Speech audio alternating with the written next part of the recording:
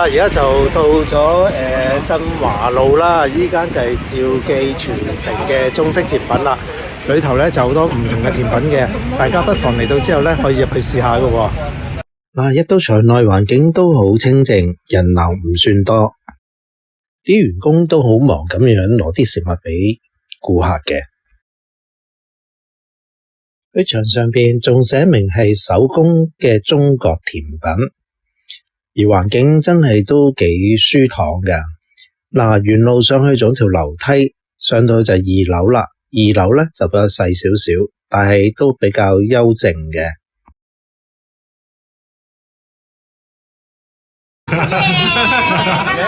Hello， 佢好好人啊，介紹咗好多嘢，同埋送咗啲甜品俾我食先。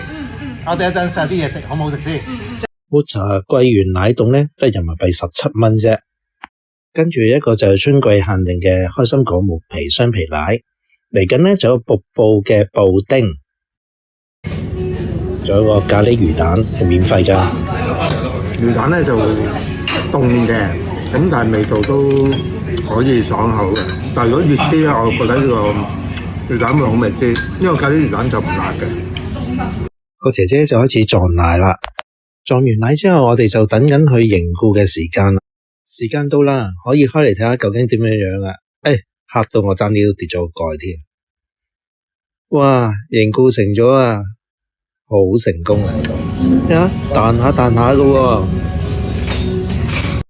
個味道真係好好啊，好重嘅奶味啊！個布丁切落去真係好似瀑布咁軟熟喎。影返張全家福先。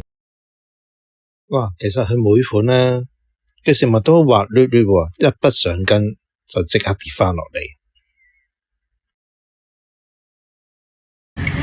嗱，頭先試完啲甜品啦，基本上咧佢嗰個甜度唔係咁甜嘅，咁都幾易入口啦。而另外佢嗰幾隻新品咧，咁個茶味咧都有唔同嘅層次嘅，有啲就清淡啲，有啲就比較濃啲嘅。咁到時大家睇下視乎自己中意咩口味，就可以叫唔同嘅甜品嚟試下啦。但係值得一讚嘅，佢甜品真係唔甜咯，即係唔係話甜到流嗰隻啊，就比較清甜啲嘅。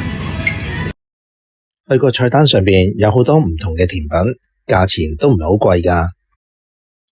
其實除咗甜品之外咧，佢仲有啲麵食啊，同埋一啲小食嘅類嘅食物嘅。如果大家鍾意今次我嘅介紹，可以俾個 like 我同訂閱我嘅頻道啊。嚟緊我會為大家介紹不同嘅美食㗎。拜拜。